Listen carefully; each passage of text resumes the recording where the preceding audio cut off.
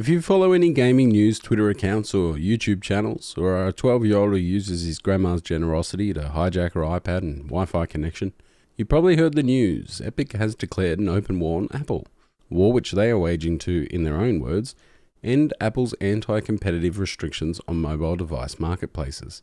The restrictions, of course, being the 30% cut from subscriptions and purchases for the privilege of being hosted on Apple's popular App Store.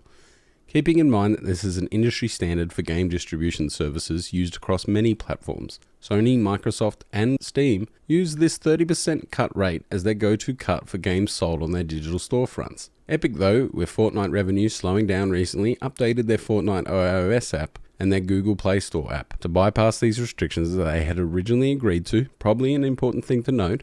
They originally agreed to these terms of service that they then went out and broke, and in response to these hostile actions, Apple removed Fortnite from the App Store and began the process of removing the developer tool Unreal Engine from its platform, and Google Play also removed Fortnite from its store. Instead of taking this probably expected result lying down, Epic filed injunctions against Apple with the court and has doubled down, turning this into a massive marketing campaign, utilizing the free advertisement to bring players awareness of the situation. In their own words, they say, Apple is keeping prices high so they can collect 30% of your payments, and is blocking Fortnite in order to prevent Epic from passing on the savings from direct payments to you. Of course, Epic also says Fortnite's direct payment option saves players up to 20%, so I wonder where that extra 10% goes.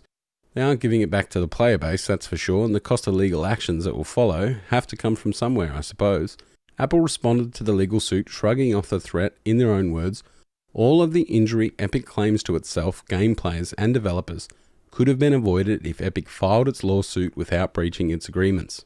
It does leave you scratching your head to whether or not we, the consumer, should pick a side in this battle. Microsoft certainly has, adding their blessing to Epic to try and allow Unreal Engine-based games to remain on the App Store for the length of the court proceedings, a motion which was granted, allowing developers on Apple platforms to continue to use the Unreal Engine toolset. The district court judge saying Apple has chosen to act severely, and by doing so has impacted non-parties and a third-party developer ecosystem. So I guess AAA and especially indie developers who chose Unreal as the engine for their games on mobile devices get a win, but it still leaves a question mark over the viability of Unreal Engine and its future on the App Store. A Twitter post from Epic CEO Tim Sweeney some days ago throws shade at the continuing developments. 2 facts about Apple. 1. Apple is number 3 in the world in game revenue. 2. Apple doesn't make games.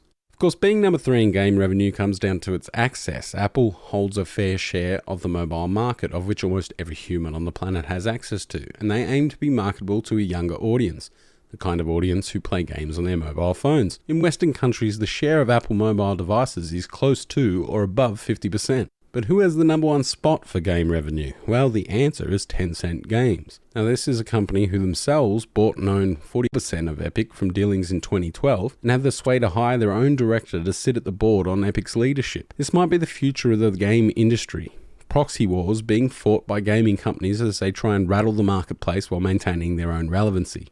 Sony owns a 1.4% interest in Epic Games, bought for $250 million, giving Epic an at the time estimated cost of $17.86 billion, and Microsoft have been on good terms with the company since early 2019. In a VentureBeat article in May of 2019, Epic Games CEO Tim Sweeney said, Epic loves Microsoft, and Epic hearts Microsoft. Apparently due to their open platforms and not limiting the tools you use on their storefronts, comparing that to his own words on his opinion of 2019's Apple, I think there was a time when everybody looked at Apple and their monopoly app store and their 30% take of everybody's revenue with a great deal of envy. Today, that's been increasingly questioned, and there's a realization that open platforms are more trusted by developers. These are stabs at Apple as far back as May 2019. And this recent move to oppose that 30% Tim Sweeney was complaining about back then, and was obviously aware of, could be more calculated than it first appears. However, Epic is trying to come off as if Apple is denying consumers the ability to get lower prices, blaming Apple for taking too large a percentage of purchases on its storefront,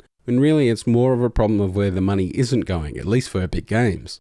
Apple has made roughly $360 million US in revenue over the last 3 years from Fortnite. So an extra 10% less for Apple equates to an awful lot of money back to Epic on future purchases. I guess 1984 really is a good background theme for both parties' separate dictatorships on the state of gaming, but it'll be hard to garner public support if Epic remain ever on the attack in their industry relationships. Wisely enough, they haven't gone after Google at the same time and are probably expecting the result of the court proceedings to set a precedent for future possible claims against the other tech giant in the mobile game industry. Epic is trying to control the public image of the situation via their popular game franchise, with Fortnite's Chapter 2 Season 4 update giving out all kinds of skins mocking the tech giant. Of course, it doesn't make it any easier to swallow their side of the story. Epic has taken anti-competitiveness and gone pro in the years following its massively successful game franchise. It was mid-2017 when Epic Games released Fortnite, drawing on the success of PUBG and the emerging Battle Royale genre, marketed to children as free-to-play while shoving microtransactions in their face, in a strategy that saw them earn $2.4 billion the following year for 2018 and a respectable $1.8 billion in 2019, being the highest earning game of each respective full year since its release, but a number that is on an obvious decline. Wait, did I just say respectable about how much Epic funnels from the children it markets itself to?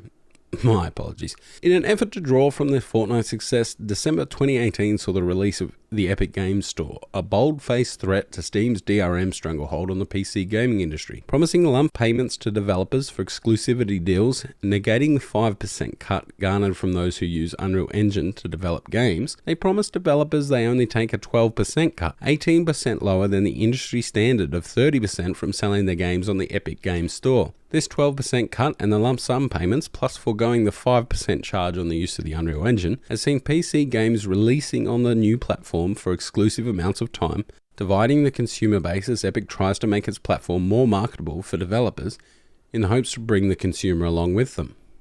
We've seen The Division 2, The Outer Worlds, Borderlands 3, Metro Exodus, MechWarrior 5, and a slew of others take them up on this offer. The foreseeable future of coming Epic exclusives includes Chivalry 2, Watch Dogs Legion, and Hitman 3.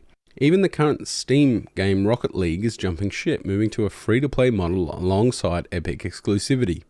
Of course, as a user, you can't help but find the approach anti-competitive because it isn't only Steam who suffers. People with their game libraries collected on Steam have seen sequels ending up exclusively on Epic for at least a year for no other reason than the money offered, halting them from completing their collections until a time comes that the game releases on the Steam platform, if at all.